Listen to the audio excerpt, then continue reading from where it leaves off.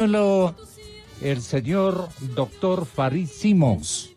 Le saludamos, estamos vía Sky, tenga la gentileza. Le saludamos muy cordialmente.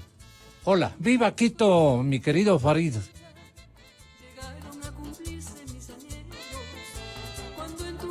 ¿Tienes audio?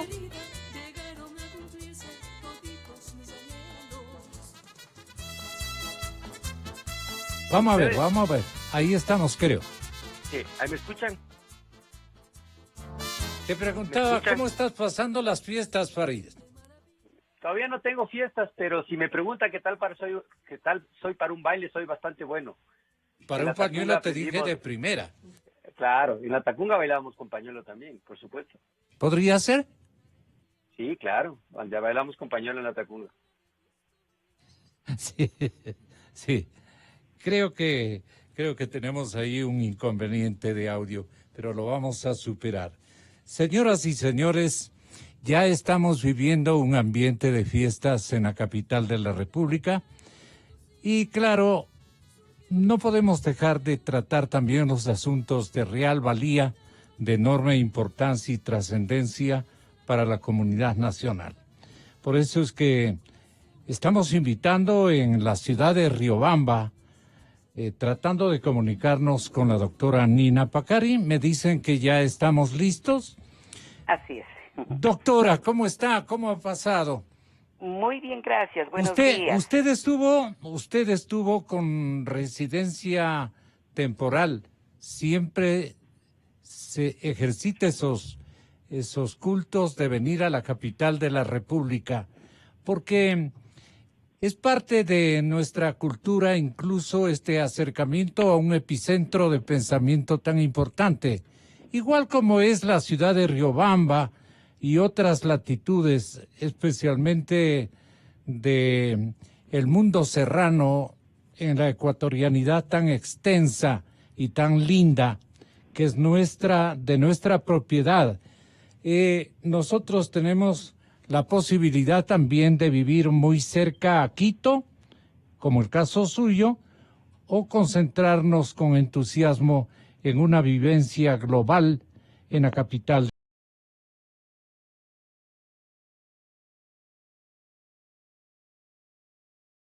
¿Qué le parece a usted para comenzar, aunque no es esto muy alhaja que digamos, siempre convoca un escepticismo?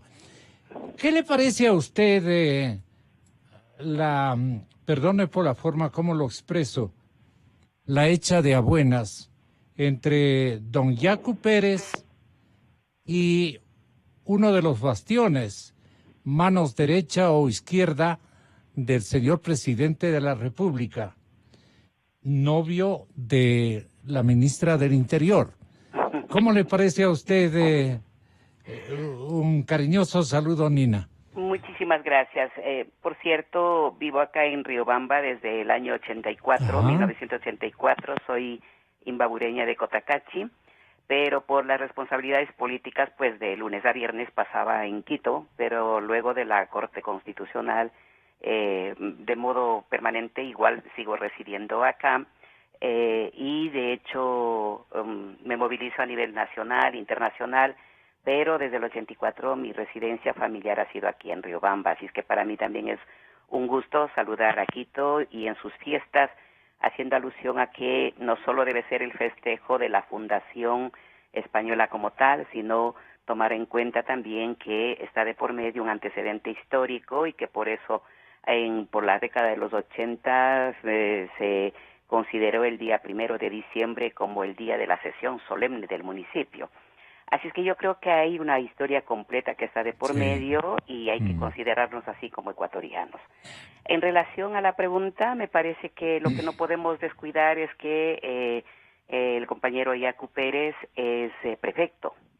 Y como prefecto también tiene que asumir las cuestiones institucionales como tal, y en ese entendido pues hay marcos de relación, de diálogos, de acuerdos, de temas, ¿no? Presupuestos, y yo creo que hay que tener la visión completa, la responsabilidad para asumirlo así. Caso contrario, pues podemos caer en que es a título personal, individual, no es dirigente al momento, asume una cuestión de responsabilidad institucional y yo creo que hay que mirarlo en esa dimensión. El diario El Universo de la ciudad de Guayaquil menciona que estamos viviendo a los 30 años un nuevo Pachacutic. ¿Esto le han averiguado a usted? Así es. Sí, ¿qué les contesto? De hecho, no me preguntaron. Yo hice la referencia porque ya. en la memoria general no Qué está mejor. eso. Y de hecho, para señalar que en los 30 años ha habido movilización, acciones, altibajos, pero la fuerza con la que nuevamente se visibiliza el movimiento indígena en el Ecuador desde el 90 en esas dimensiones fuertes se da a los 30 años. Y para la concepción de los pueblos indígenas significa que son ciclos, Pachacutic. Pachacutic quiere decir cambios fuertes, visibilización de nuevas realidades, de nuevos conflictos, de nuevos puntos de encuentro. Y eso es lo que hay que tomar en cuenta, lo que se está produciendo, lo que se produjo con la movilización. Estamos en los meses vísperas de cumplir los 30 años, pero se da aquello.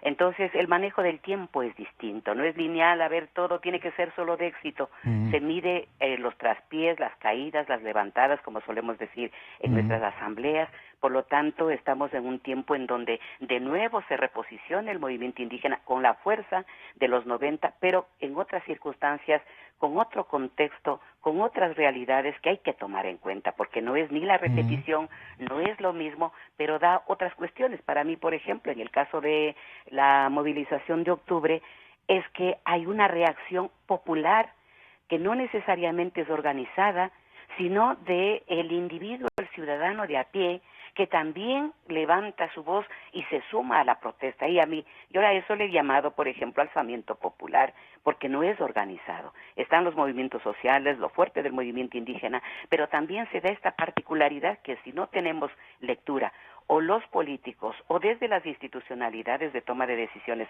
no toman en cuenta esta realidad, estarían perdidos y por eso muchas veces los desatinos. Así es que en función de eso fue lo que hice la remembranza respecto de que se producen los Pachacutic. No es solo cada 500 años, cada 100 años, sino tenemos nosotros los tiempos que se cuentan por décadas y en este caso también son a los 30 años, digámoslo. ¿Y cómo usted ve los desafíos de la Confederación Indígena Ecuatoriana? Bueno, son inmensos porque a diferencia de la movilización del 90, donde se planteaba como artículo 1, recordará el país, y usted también, era la reforma del artículo 1 de la Constitución para tener el Estado plurinacional. Y ahora la movilización se da en un contexto de Estado plurinacional reconocido en la Constitución, reconocido derechos colectivos, pero que a la hora del ejercicio de los derechos nos encontramos con todavía y hay que mantener o propiciar un diálogo para los encuentros respectivos, para el ejercicio de esos derechos. Y yo creo que ahí es lo que estamos un poco batallando y hay un reto inmenso entonces de la CONAIE en ese sentido para ir proponiendo los temas de ejercicios de derechos, o no solo de los ecuatorianos, sino también en la propuesta económica y política que lo habíamos planteado en la década de los 90, como es la construcción del Estado plurinacional, que va más allá de la declaratoria, o de un nuevo modelo económico que también va más allá de la declaratoria. ¿Qué emblema, qué abandera la CONAIE en estos instantes en la vida nacional? La CONAIE le han preguntado, ¿es un gremio? No es un gremio y ahí tenemos otra cuestión.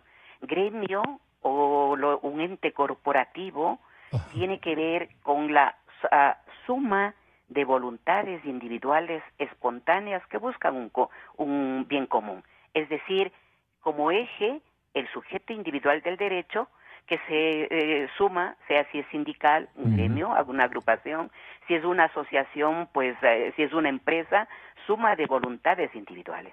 En el caso de los pueblos indígenas, somos entes históricos. No es la voluntad individual el que me hace que sea quichua o que yo quiera ser shuar, sino que son procesos precoloniales, somos sociedades distintas, pueblos, nacionalidades, comunas, y por eso cuando se pone en el mismo saquillo y se dice no a lo corporativo de la CONAIE, hay un error inmenso conceptual y que de paso también identifica o ubica dos nociones distintas en la construcción del sujeto que ¿Y entre ustedes no hay racismo? Racismo a modo de broma, en cuanto a la diferenciación, se dice, por ejemplo,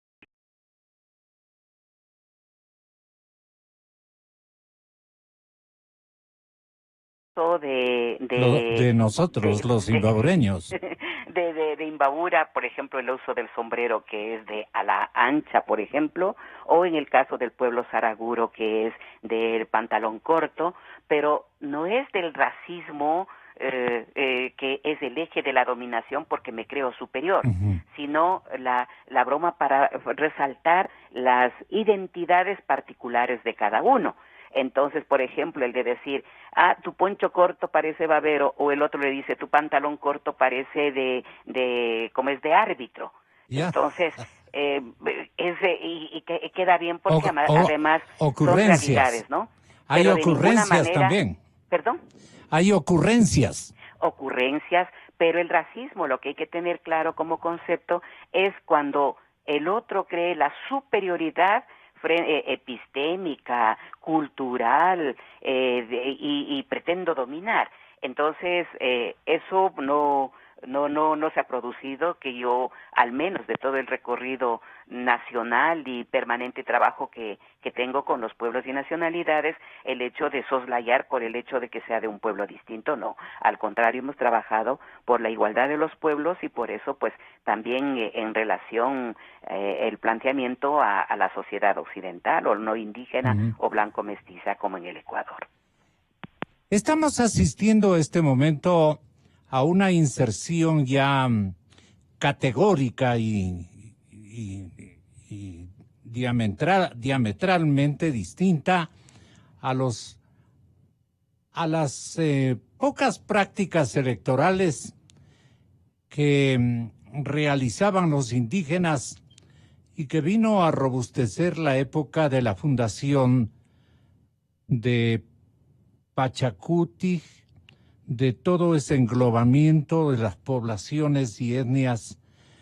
Ahora cuento con la presencia en el estudio de una respetable figura de los doctos en materia jurídica, joven aún, como es el doctor Ismael Quintana. Bienvenido, doctor. ¿Usted cómo ve la performance política electoral del sector indígena ecuatoriano en estos tiempos? Bueno, buenos días, don Gonzalo. Un abrazo para la doctora Pacari y un abrazo también para el profesor Simón y para toda la audiencia de Radio Democracia. Bueno, yo veo con bastante preocupación porque a raíz de este levantamiento indígena o levantamiento social, esta ola de protestas y de violencia que vivió el país en el mes de octubre, lo que ha ocurrido con cierta dirigencia indígena, yo no quiero generalizar en esto, yo no quiero decir que todos... ¿Por qué no quiere generalizar? Porque naturalmente, como en todo colectivo social, hay gente buena, hay gente honesta, hay gente decente, y hay otra gente que, como en el caso del señor Vargas o el señor Issa, han pretendido torcer hasta cierto punto las disposiciones de la Constitución que consagran estos principios de la plurinacionalidad y que efectivamente reconocen en su artículo 57 un cúmulo de para estos grupos, y con ese pretexto lo que han buscado es poner a una nación de rodillas, poner a un gobierno de rodillas y manejarse en base a la política del chantaje y la amenaza. Es decir, el gobierno no hace lo que yo digo, y si no hace lo que yo digo, entonces vuelvo con la amenaza del levantamiento, vuelvo con la amenaza de la violencia, vuelvo con la amenaza de la destrucción a la propiedad privada, a los bienes de dominio público. Ya. Y eso me preocupa. Y a la concepción del Estado dentro de otro Estado. Efectivamente. Entonces, se ha ido desdibujando estas nociones de plurinacionalidad, estas nociones de autodeterminación que además consagra este famoso convenio 169 de la OIT en favor de las comunidades, pueblos y nacionalidades. Y a ese pretexto, es decir, a la sazón de esos conceptos, de esas ideas, se ha buscado ir insertando, yo creo que equivocadamente por parte de cierta dirigencia del movimiento indígena. No de todos. Esta idea, sí, por eso le digo, yo no voy a generalizar, digo cierta dirigencia y con nombre y apellido, los señores Vargas de Isa, esta idea de que tal vez distorsionada o equivocadamente en el Estado ecuatoriano, que constitucionalmente, y la doctora Pacari lo sabe, porque además formó parte de la Corte Constitucional en transición, es un Estado organizado de forma unitaria, un territorio único e indivisible, y una constitución que proscribe toda idea o actividad que fomente el separatismo o el secesionismo.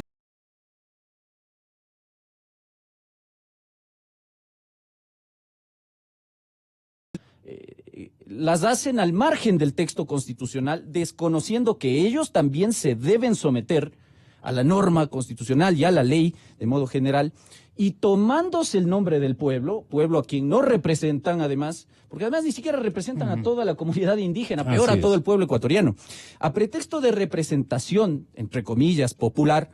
Ellos han dicho que estas declaraciones se hacen en ese sentido y que ellos tienen otra visión de política tributaria, de política económica, de política internacional, desconociendo que en una democracia nosotros hemos elegido a un presidente de la República y que ese presidente de la República tiene, según el artículo 147 de la Constitución, unas atribuciones que nosotros le entregamos a través de un encargo que se llama voto.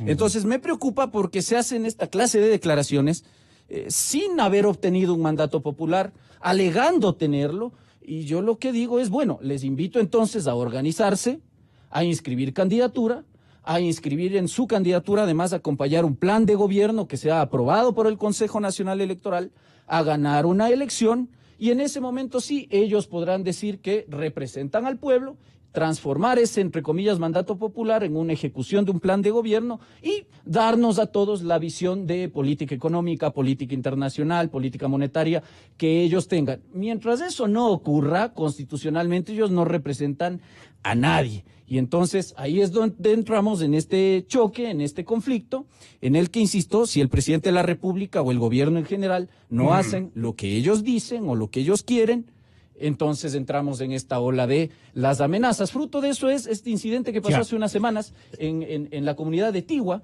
donde irregularmente se pretendió impedir el paso de unas brigadas del gobierno que iban a ejecutar precisamente políticas de ayuda social a, entiendo yo, varias poblaciones de la comunidad indígena. Entonces, ese tipo de actitudes, ese tipo de declaraciones me preocupan. Ahora, hay que recordar también a la población que desde la vuelta a la democracia, el movimiento indígena ha tenido una participación en política electoral bastante clara. En algunos casos ha presentado candidatos de modo directo, en otros casos ha apoyado candidaturas.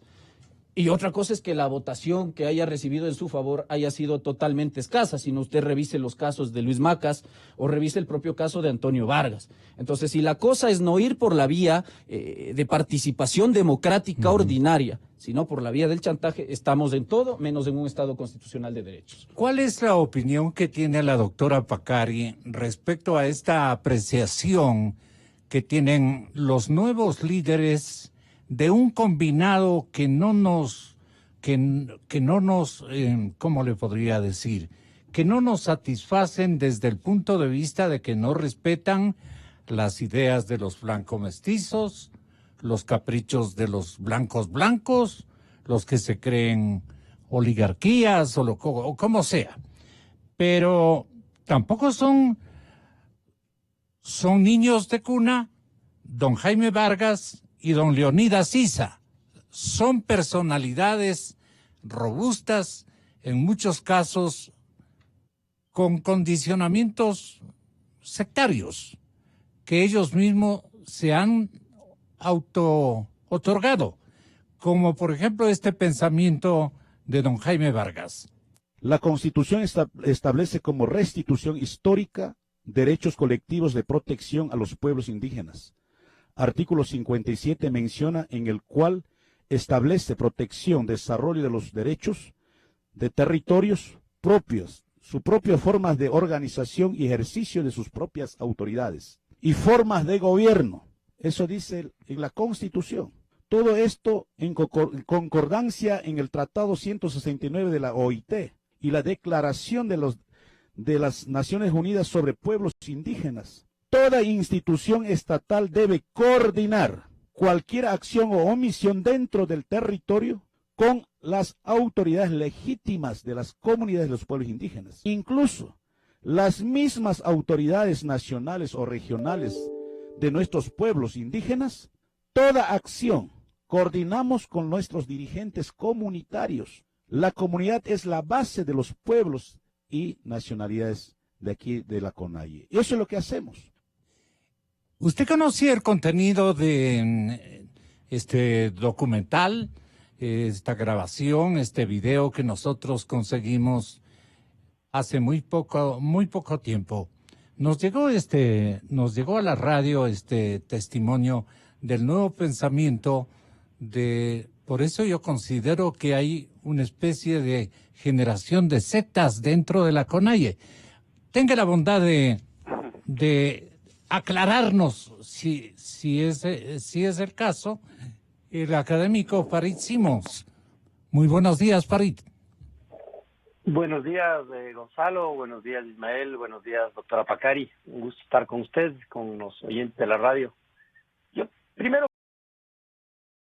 de respetar, promover, defender el carácter plurinacional e intercultural del Ecuador.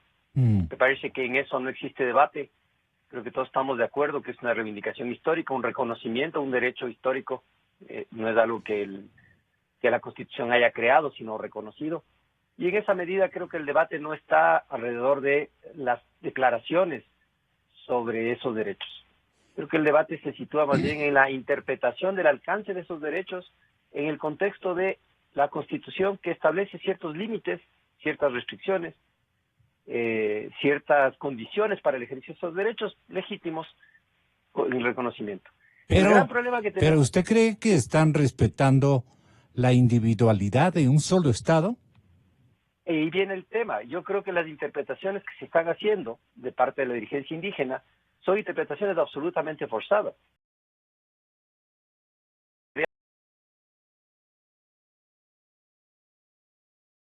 Que representa a un conjunto de pueblos, cuando la autoridad indígena es una autoridad de cada comunidad, de cada pueblo, de cada colectivo, y confundir con una representación política como presidente de la CONAIE, presidente de una organización no gubernamental, de una serie de organizaciones locales, con la calidad de autoridad además que puede trasladarse desde la Amazonía hasta los páramos del Cotopaxi, y en los páramos del Cotopaxi ejercer como autoridad, no como dirigente, porque no dijo, en los videos que yo escuché, cuando él explicaba las razones por las cuales había actuado como actuó, él no dijo en ningún momento, yo soy dirigente, dijo, soy autoridad. Así Tampoco es aceptable el trasladar este concepto de justicia indígena, o autoridades tradicionales de la justicia indígena, trasladarlo hacia el tema de gobierno local en todos los sentidos. El Estado es unitario, el Estado tiene particularidades organizativas. Me parece que yo creo que el proyecto político siempre fue claro, el proyecto político en su momento creo que tenía la claridad de juntar los elementos de estos, que era territorio, autogobierno, llevarlo hacia autoridad y después declarar soberanía y trabajar en algún concepto de un Estado de distinto tipo. Pero en la Constitución del 2008, que es la que sustenta muy buena parte de esta discusión, no se estableció eso, y al contrario se estableció el Estado unitario. Entonces hay que lograr coincidir, cuando además uno hace una lectura de la Constitución, no solo tiene que leer la parte que a uno le conviene o la parte que a uno le gusta y negar lo demás. La lectura de la Constitución tiene que ser integral, y esa lectura integral no habilita, no justifica, no apoya las interpretaciones que se están haciendo desde algunos dirigentes de la CONAIE. Yo creo que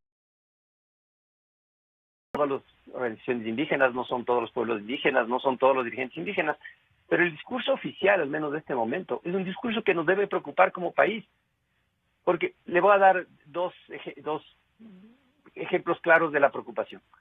Después de lo que pasó en octubre, se ha querido justificar la retención indebida y policías en algunos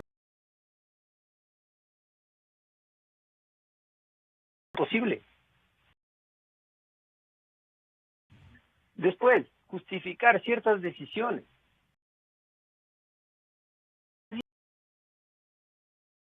Le digo, señor Vargas, condicionando ciertas acciones políticas. Yo creo que es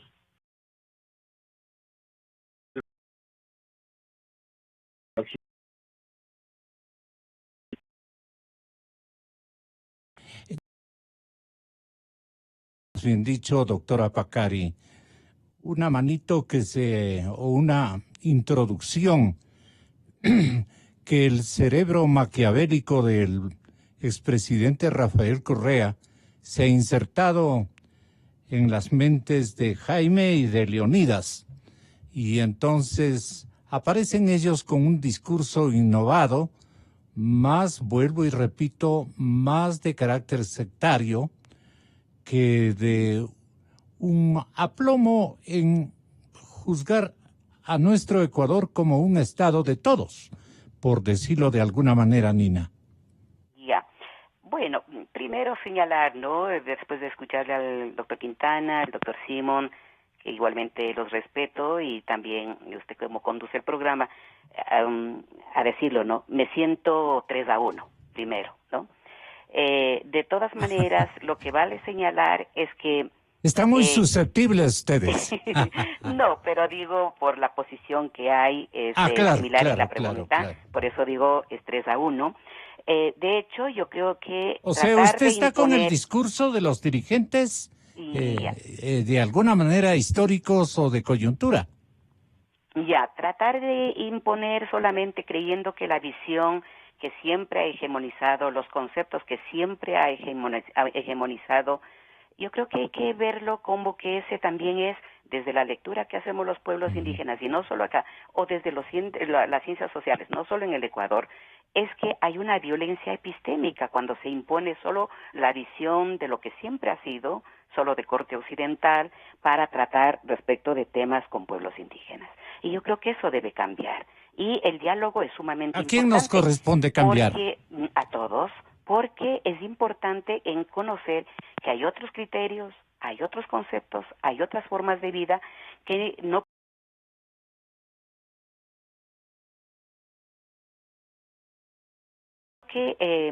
Cuando trabajamos sobre el tema de la plurinacionalidad, fue después de haber debatido más de 20 años respecto de ¿va o no, es posible o no la libre determinación entendida como independentismo? Que era, la década de los 70 y 80 era un debate impulsado sobre todo desde los antropólogos a nivel internacional. La CONAIE se centró a debatir y se hizo un mapeo, es necesario contar aquello, un mapeo de cómo está el territorio de los pueblos indígenas. Y nos encontramos con que es un territorio discontinuo por un lado, y por otro territorios multiculturales, además de territorios indígenas.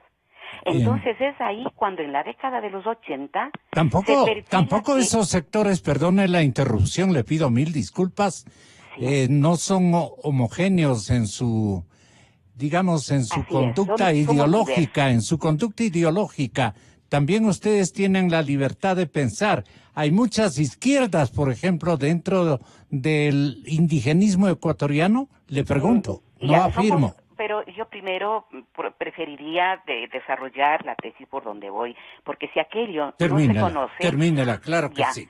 Entonces, el tema es que surgió ahí la propuesta de un Estado plurinacional. No recuerdo ahí los temores que eran de la división de los Balcanes, de un Estado dentro de otro Estado, como ahora también más o menos se ha dicho en esta entrevista, que no, es de un Estado plurinacional. Y siendo así, el tema es cómo entendemos lo unitario. Lo unitario no es uniformidad. Lo unitario es tener pero reconociendo la unidad en la diversidad que también está en la Constitución y que la incluimos en la Constitución. Y cuando tratamos de autoridades indígenas, no es solamente desde el punto de vista territorial, que es como una Oairiyacta, sino que esos varios Airiyacta forman un pueblo. Y en el caso de la nacionalidad quichua tenemos 18 pueblos. Y en el caso ya de todas las nacionalidades tenemos 14. Y es toda una estructura, desde la comuna, como pueblos, que coinciden en unos casos con provincias, hasta lo que es a nivel de las nacionalidades. Por lo tanto, las dirigencias nuestras, sea a nivel de la Confederación de la Nacionalidad Quichua, son nuestras autoridades indígenas. Y a nivel de la CONAIE, son nuestras autoridades indígenas. Por lo tanto, no es una organización suma de voluntades individuales como la que señalaba. Porque si esa es la confusión que se tiene, claro, terminan endilgándonos de que son políticos, de que son cualquier otra cuestión, y no como entidades históricas, y por lo tanto que son nuestras autoridades indígenas. Ahora, respecto de los incidentes que ha existido, sí, yo creo más bien que lo que hay es la falta de relación de pueblos y Estado, de pueblos indígenas y gobierno. Y para eso, tanto el convenio 169 es que se adelantó de la OIT, Correa. ¿Perdón? Se adelantó Rafael Correa ¿En qué sentido? en incidir, digamos, en el pensamiento de los dos líderes, más el suyo, que es una líder histórica, en los dos líderes nuevos del indigenismo ecuatoriano. Se adelantó persuadiéndoles de que tenían y que debían exhibir sus derechos, que quedan impregnados en lo que dice: las comunidades y pueblos indígenas tienen autonomía para dictarse su propio derecho interno, para autorregularse. Esto dice un conocido abogado, hombre de leyes, pero no son un Estado independiente. No somos un Estado independiente, pero está muy claro y está en la Constitución. Y si en que la Constitución, recordemos, del 98, Sí. ya se incluyeron los derechos colectivos. ¿Y en qué Y por otro consisten lado, ellos? en la del 2008, no es Ya. una cuestión de Rafael Correa. Es una cuestión de los pueblos, de los sectores sociales, de la lucha de esos pueblos, lo que se hizo incluir en la Constitución. Entonces no hay que darle a Rafael Correa lo que no es de él ni lo tiene. Y ahí creo que hay un error inmenso. Y por otro lado, el que estén en la norma e ir desarrollando como propuestas son y deben ser parte del debate. Que no estén de acuerdo, pues no están de acuerdo. Que en un momento determinado será la Corte Constitucional la que le vaya dando directrices, que lo haga, como en el caso de Colombia, que es la jurisprudencia más adelantada a nivel internacional respecto del ejercicio de los derechos colectivos de los pueblos indígenas. Que lo vaya asumiendo desde los marcos internacionales que van dando pautas para definiciones de conceptos como, por ejemplo, lo de libre determinación, y del cual formó parte el Ecuador para aprobar en el seno de las Naciones Unidas. Yo creo que lo que falta es el hecho de debatir, de conocer la propuesta del otro, de ver lo que está en la Constitución, y no es de decir cómo ejerce siempre y cuando sea de acuerdo a la lógica que yo impongo, porque hay que conocer en la lógica de los pueblos indígenas. Somos sujetos colectivos de derechos y sujetos individuales, si voy a título individual. El tema es que si me movilizo y hago uso de un espacio, ¿por qué no vamos nosotros con todo ese sentido de que es mi hábitat? Entonces el concepto de territorio no es la misma lógica de la lógica occidental de los años 50, de los años 60, que estaba ligada solo al Estado. Pero que tengamos dos lógicas es bastante complicado en la convivencia, en la que debemos nosotros ser emprendedores de buenos entendimientos y de nivelar, digamos, las equivalencias que damos a cada palabra, a cada circunstancia constante, incluso en la Constitución política del Estado, a las que nos debemos todos. Por ejemplo, el artículo 1, el artículo 11, el artículo 56, el 66 y el 83 y el 83, estoy en lo correcto, aluden circunstancias que ustedes aplican o van a aplicar de diferente manera, doctora Nina. El Ecuador es un Estado constitucional de derecho y justicia, social, democrático, soberano, independiente, unitario, Así es, intercultural, pero no uniforme. intercultural, plurinacional y laico. A ver, esto de no uniforme no necesariamente compara usted con unitario, es decir, usted les crea una diferencia. Sí, la uniformidad es cuando se cree que todos deben actuar de acuerdo a lo que una sola cultura pueda imponer. Y la uniformidad. Y lo unitario quiere decir que podemos convivir, compartir en un espacio territorial mediante el diálogo, y si hay diferencias, que de hecho va a haber puntos de tensión, y de eso no me asusto, el tema es cómo podemos resolver los conflictos o cómo podemos llevar adelante las relaciones de Estado y pueblos indígenas, precisamente sea con el gobierno, sea con el Estado, con las distintas funciones del Estado, sea con la sociedad en general.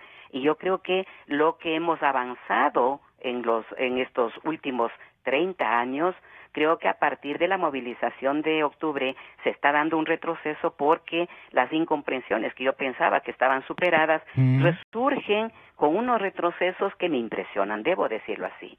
Porque si todos creemos que tiene que ser una sola lectura, ñukallata kaypinis pasha, shuguyuyaykunata charipani, kikingunaka imatanina kapangichi, runakunapa shukawsayta maricharinchi. Dígnese traducirnos. No nos entenderemos. Claro. Por eso decimos las lógicas, los pensamientos, los valores que están de por medio. Van a haber tensiones, pero lo importante es procesar esas tensiones, ponernos a debatir. Y lo que no ha es habido que la en el única país es el fórmula diálogo y de el debate. procesamiento es la Constitución. ¿Perdón? La única fórmula o método es la Constitución, regirnos a la Carta Política a la que nos debemos todos. Así a es, la que le debemos todos Así es. obediencia, ¿no? Así es, y en la Constitución ¿Cómo está cree usted que reconocido el podríamos también. deliberar y llegar a conclusiones las dos partes? Porque Yo estamos... creo que en este caso, por ejemplo, se ha hecho demasiado alarde respecto de lo de Tigua. No es que están prohibidos de entrar ni nada de eso, pero hasta en otros periodos ha habido coordinación con autoridad para que puedan impulsarse o las políticas o la llegada. Entonces, eso no es ni cuestión solo de que ahora se esté dando o se esté produciendo. Y lo importante es que haya efectivamente el diálogo. Ahora, si hay una estrategia de un gobierno que entro como sea para dividir y que no está claro de pronto ni con qué se llega, sino para entregar 10 libras de urea, me parece que ahí hay formas de reaccionar, no solo con el hecho de decir coordinen por lo menos, sino también de decir qué tipo de acción es la que está llegando, porque si no es mirarnos como a pordioseros, como a tontos, y que hay que nomás llegar para hacer lo que sea. Ahora, dígnese no usted escucharle al doctor Quintana. Con todo gusto.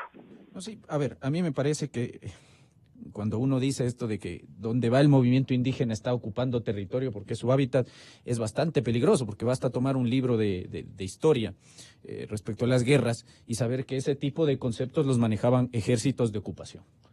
Eso hay que tener bastante claro, y ese tipo de declaraciones son las que genera un poco de preocupación, por decirlo menos, porque sí, efectivamente, el 171 de la Constitución reconoce, por ejemplo, el tema de aplicar justicia indígena en su jurisdicción respecto de los miembros de cada comunidad que habita en esa jurisdicción para resolver conflictos internos. Entonces, esa es una primera cuestión que me genera preocupación. Yo le escuché atentamente a la doctora Pacari hace unas semanas en un programa decir esto y lamento que sea ratificado en esta cuestión, porque es bastante llamativo ese señalamiento. Yo creo que en realidad quienes no tienen clara la definición de lo que es lo plurinacional o el tema de la autodeterminación son los propios titulares de estos derechos.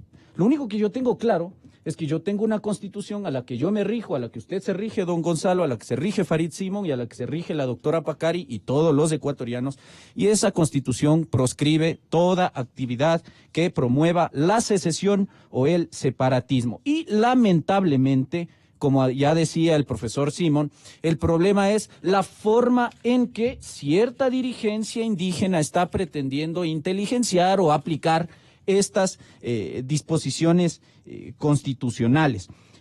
Por otro lado, me preocupa también el tema, y escuchábamos de boca del propio señor Vargas, estas declaraciones de que ellos entonces constitucionalmente tienen derecho a designar sus propias autoridades y que por poco y menos esas autoridades se pueden sobreponer al gobierno constitucionalmente establecido. Entonces, el discurso va por ahí y en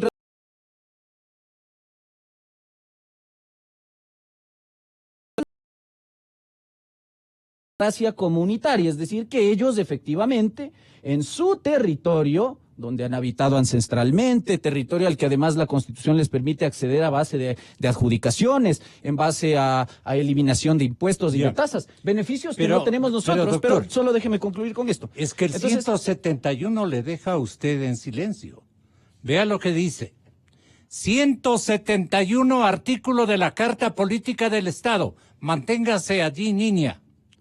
Las autoridades de las comunidades, pueblos y nacionalidades indígenas ejercerán funciones jurisdiccionales con base en sus tradiciones ancestrales. Efectivamente. Y su derecho propio.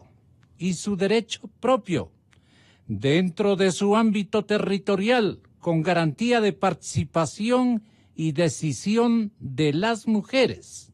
Esto está muy bien. Las autoridades aplicarán normas y procedimientos propios para la solución de los conflictos internos y que no sean contrarios a la Constitución y a los derechos humanos reconocidos en instrumentos internacionales. Entonces también hay que leer completo el articulado, porque esa norma que entrega efectivamente facultad jurisdiccional para resolver conflictos internos entre los miembros de esa comunidad y dentro del territorio o del ámbito jurisdiccional en el que se asienta determinada comunidad. Entonces, a raíz de eso, a raíz de este artículo 171, pero usted aquí no amablemente dice internos. Es que hay que leer también la sentencia del caso La Cocha de la Corte Constitucional. Hay muchas sentencias en el ámbito del derecho comparado que van delimitando, porque el ejercicio de estos derechos y de estas potestades, como todos los derechos fundamentales, no son absolutos, tienen unas limitaciones que la propia Constitución y en general el ordenamiento jurídico les van imponiendo. Entonces, por ejemplo, tomar este articulado y leerlo de modo distorsionado para decir que al presidente de la República, al vicepresidente de la República se le va a imponer justicia indígena y que después no vaya a andar llorando en la Asamblea Nacional, es desatinado y va en contra de la Constitución.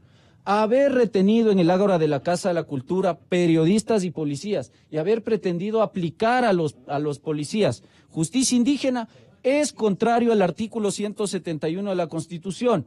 Utilizar este artículo 171 para impedir que el gobierno ejerza sus atribuciones en todo el territorio nacional, pidiendo autorización, porque ellos no han pedido coordinar, han pedido autorización, está es claro desnaturalizar su la norma. pensamiento. Vamos contra derechos y su fundamentales. Punto de vista.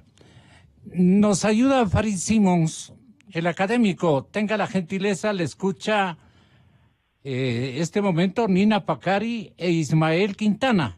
Tenga la bondad, Farid.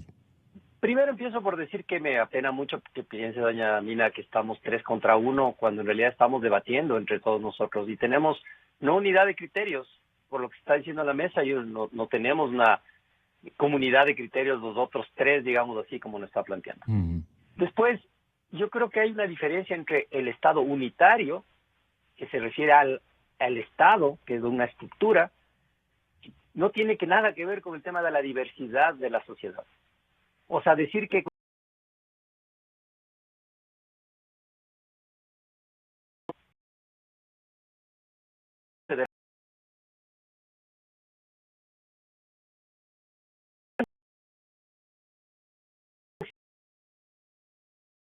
autoridades ancestrales. Entonces, yo he leído como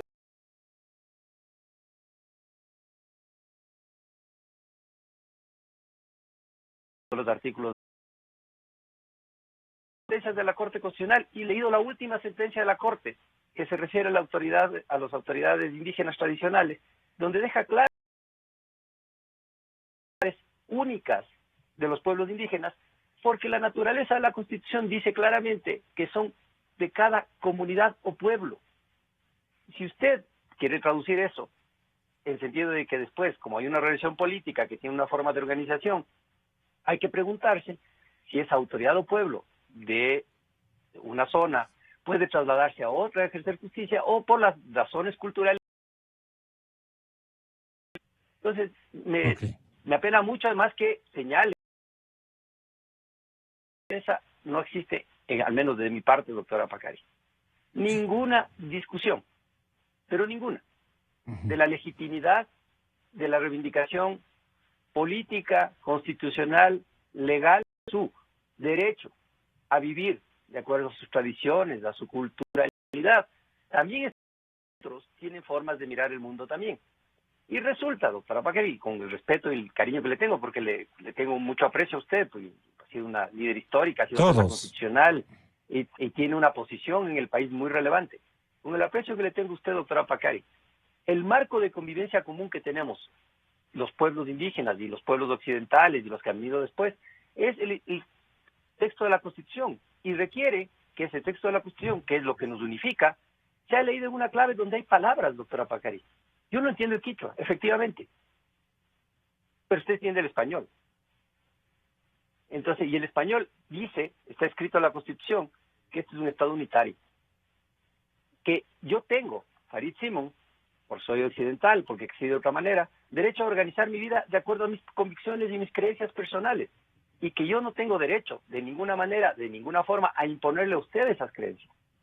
Como usted no tiene derecho a imponerme las creencias a mí. Y en lo intercultural es convivir en esos conocimientos, en esas prácticas y esas interpretaciones.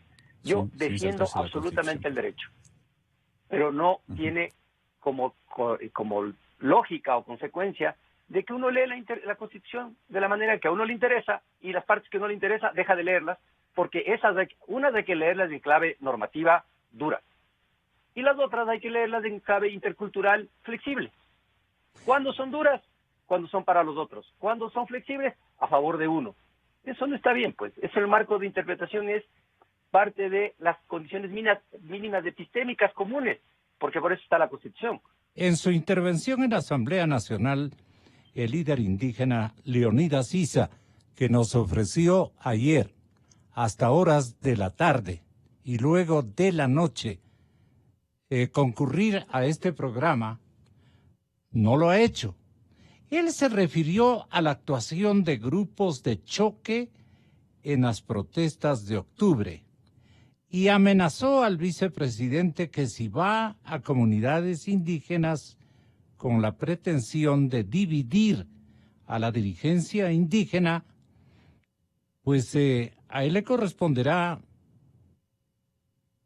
tomarle al segundo mandatario del país como una pieza fundamental de hacer justicia indígena, algo por el estilo.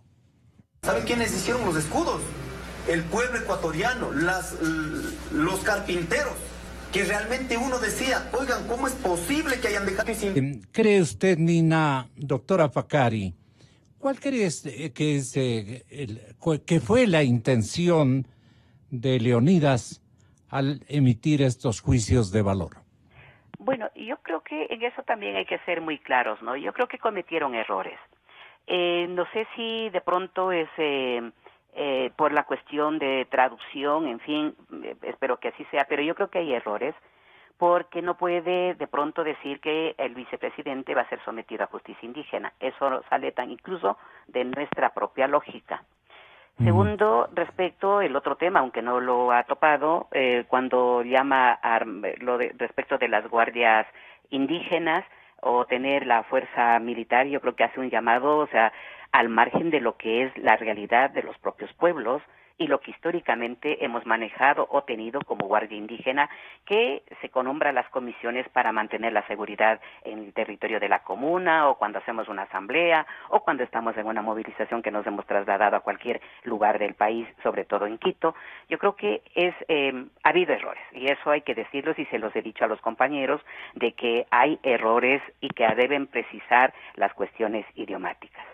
Pero lo otro, en el carácter del Estado plurinacional y el ejercicio de derechos, vamos a ir encontrando tensiones. Puntos de tensión, por ejemplo, el tema de territorio. Hay una sentencia emblemática del año 2010 en Cotacachi, que en medio de las fiestas del Inti Raymi se produjo la muerte de 2 personas. El juez conoció en primera instancia el caso y cuando solicitaron la declinación de competencia a las comunas, negaron. pero la Corte Provincial analizó y dijo lo siguiente que nos parece importante y que eso tiene que ver con la plurinacionalidad sin que rompa ni el carácter unitario e indivisible del Estado. Dijo, por ejemplo, las fiestas milenarias de los pueblos hay que respetarlos. Y que en el caso del Cantón Cotacachi, una muerte, pues es en esos tiempos, en esos días que dura la fiesta, sin duda es territorio indígena. Y por lo tanto, como son sujetos indígenas los que han fallecido, los que como autoridades solicitan la declinación, y además consideramos que en esos tiempos es territorio indígena, el caso pues fue remitido para que resuelvan en la comunidad. ¿Y si no fueran indígenas? Entonces, el tema es ¿cómo traducimos? Eso, a ver, son territorios, cuando decía pluriculturales, es que si hay un problema, por ejemplo, ya está y vive mayoría mestiza, pues sigue haciendo el uso de territorio como es. Pero si se da una circunstancia, como es una fiesta o como es también de excepción, una movilización, para desenvolverse en el ejercicio de sus derechos, puede ampliar el concepto, que no quiere decir que me voy a ir llevando el territorio a otro lado, ni que porque para ese efecto, para ese caso puntual, se define como tal, no quiere decir que desbarata los conceptos. Al contrario, se comienza a vivir diríamos nosotros, una convivencia epistémica plural. Que eso es lo que decimos. Yo creo que hay que debatir muchísimo. No es una cuestión de ponernos en parcelas. Hay errores también, es cierto, en la parte discursiva, y estos dos casos que señalo, y de hecho de pronto generarán resquemores, preocupaciones. Pero no son problemas idiomáticos, no son todos. Posiblemente no lo sean, pero yo digo que son errores más allá de todo eso. Sí. Pero el hecho de señalar que el ejercicio de los derechos va a generar a unos más que a otros, a lo mejor, temores, tensiones, desconciertos. El tema es que hay que ir dándole las salidas y las convivencias frente a lo que es también la noción del otro. Como decían las abuelas, pero va a ser una lidiadera terrible. No vamos a poder vivir en paz. Hay que aprender a lidiar. Puede que llevarnos tiempo, puede llevarnos años. Por ejemplo, el hecho de la declaratoria del Estado plurinacional se dio a los 20 años. Tenemos paciencia para ir debatiendo, para ir ganando terreno a que haya realmente una interculturalidad, a que haya realmente una convivencia, y creo que en eso también no es que solo los indígenas, también porque hay voces desde otros sectores que no necesariamente son indígenas y están en estas reflexiones. Hay juristas y abogados y constitucionalistas que también están en estas reflexiones del pluralismo jurídico. Entonces, lo que me parece es que hay que debatir, y el Ecuador acaba de nos hace invocar falta debatir. Un pluralismo jurídico que me parece una nota realmente preocupante. El pluralismo jurídico es una realidad a nivel internacional. ¿Es idiomático o de qué consistencia, digamos, se adorna este lenguaje? Cuando la propia lenguaje combinado señala que se reconoce a la justicia indígena, estamos en un ámbito del pluralismo jurídico. Entonces eso ya es un tema a nivel internacional, es un tema en el Ecuador, es un tema de las universidades y de las academias educativas. Que nos aclare la academia, dice la doctora Nina Pacari, un conjunto de ecuatorianos que estamos atendiendo su importante punto de vista, doctor Farid Simón. Yo he leído la entrevista que le hicieron a Reascos. Es una entrevista bien interesante, de verdad. Claro, él tiene unos criterios bien interesantes sobre las discusiones que existen. Pero yo voy a decirle dos cosas. Primero, yo no infantilizo a los indígenas, ni los idealizo. Respeto su comprensión del mundo y respeto su forma de entender el mundo. Pero lo que estoy diciendo simplemente es que en un espacio en común, en una convivencia en común, hay unos límites interpretativos, teóricos, normativos, que nos impone obligaciones mutuas a los pueblos y nacionales indígenas y al mundo occidental. Porque, quieras o no, yo no estoy hablando, en este momento estoy hablando de mestizaje, no estoy hablando de indígena, estoy hablando de la cultura occidental. Quieras o no, yo tengo una influencia occidental crecí en una perspectiva occidental, Así es. crecí un tiempo en el campo, porque haber vivido 6 o 7 años en el campo no entiendo la cultura, otra Indígena. cultura, entiendo la cultura occidental. Ya. Respeto absolutamente, porque me parece que es parte del derecho de las personas, parte del derecho de los colectivos a vivir como creen. Pero mire, yo, en las discusiones teóricas que uno tiene recientemente, la Pachamama, mirada casi como una diosa, es una convicción y una creencia ancestral de los pueblos, no de todos los pueblos indígenas, aunque tienen en común el elemento sobre la importancia de la tierra y demás. Esa visión que se basa en una creencia personal o creencia grupal, la pregunta es, ¿puede ser extendida para que todos creamos en el mismo concepto? Y la respuesta es no, porque algunas personas no creemos en el concepto de Pachamama, en la visión de una creencia de un grupo, de un colectivo que cree en un dios o una diosa. Yo creo en otra cosa. Entonces yo no voy a imponer en ningún caso, en ningún momento y de ninguna manera mi convicción del mundo. Pero en esa visión intercultural lo que existe es una convivencia. No una superioridad de uno ni de otro, pero sí una convivencia. Y parte de eso es reconocer que el debate está abierto a partir de los reconocimientos que están en los textos. Ahora, si uno, insisto, nuevamente, porque creo que esa es la clave de todo esto, ¿tenemos comunidades epistémicas? Sí, pero tenemos acuerdos comunes mínimos. Y esos acuerdos comunes tienen que ver con el lenguaje, con las reglas, con el derecho, y las interpretaciones de ese lenguaje, las reglas del derecho. Y el caso que la doctora Pacari acaba de narrar o acaba de explicar es respecto a una cuestión muy particular, en una situación muy particular, que tiene una noción ancestral. Es decir, todos los años, desde hace mucho tiempo, se festeja el Inti Raymi, que se traslada. Ismael fue muy cuidadoso al decir que era peligroso el tema de decir esta idea de que donde se moviliza una persona, este tema de Nelson Rasco, que dice que finalmente el territorio es uno mismo, todos, sostenían que donde estaba una persona de ese pueblo, era ese pueblo. Entonces, en las visiones más peligrosas, se sostenía que la persona llevaba a la nación hacia otro lado y que donde estaba esa nación representada. Eso es muy peligroso. Lo que está esa persona es representar ella y su comprensión cultural. Y lo que nosotros tenemos la obligación de es respetar cuando interpretamos sus prácticas, sus decisiones, sus acciones en clave intercultural. No pensar que se puede trasladar. Entonces yo creo que hay que tener un poco más de cuidado respecto a las interpretaciones que uno hace sobre unas cosas, porque las consecuencias de esas interpretaciones pueden ser muy graves, muy complejas para todos, incluso para las mismas personas que defienden esos derechos. ¿Termina usted, doctora Nina Pacari? Sí, lo único que señalaría es que, como se ha escuchado, los distintos criterios amerita seguir analizando, que no es un punto de cierre, y que todos, al estar sujetos, por ejemplo, a que haya un control constitucional, de hecho, será en su momento también los que vayan dando pautas. Y por otro lado, las fuentes del derecho, que no son solo los textos escritos, sino una vez reconocido en la Constitución cómo están los derechos de los pueblos indígenas, también son las costumbres, los valores, las nociones.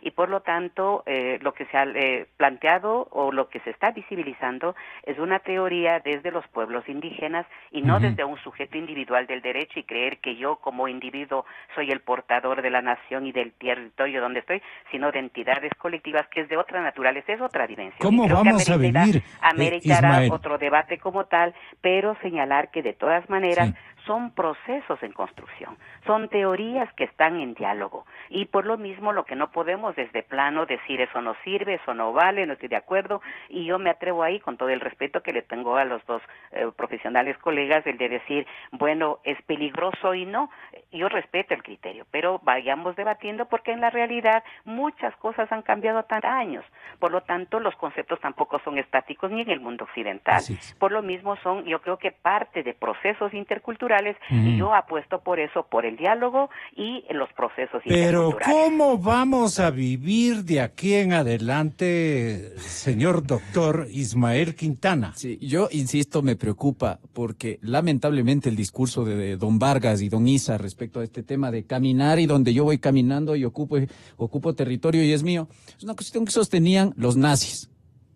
a mediados del siglo pasado, cuando ocuparon Checoslovaquia y cuando ocuparon Polonia. Entonces, por eso me preocupa, porque así empezó la cuestión de la Segunda Guerra Mundial. Luego, también me preocupa que se diga entonces, porque parece que el discurso de la comunidad indígena en general, ahí sí, es entonces, la Constitución se debe cumplir por todos, menos por nosotros.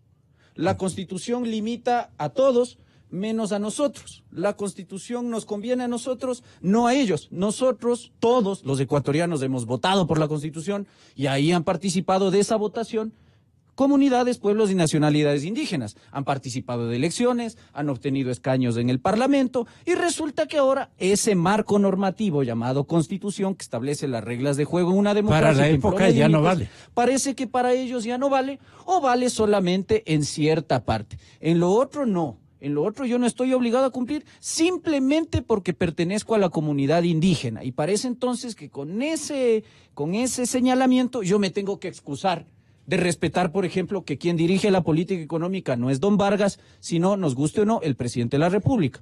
Que si yo llamo a levantarse al Ejército y a la Policía Nacional para desconocer al gobierno nacional elegido en urnas, eso se llama rebelión y está penado por la ley. Entonces, a eso voy.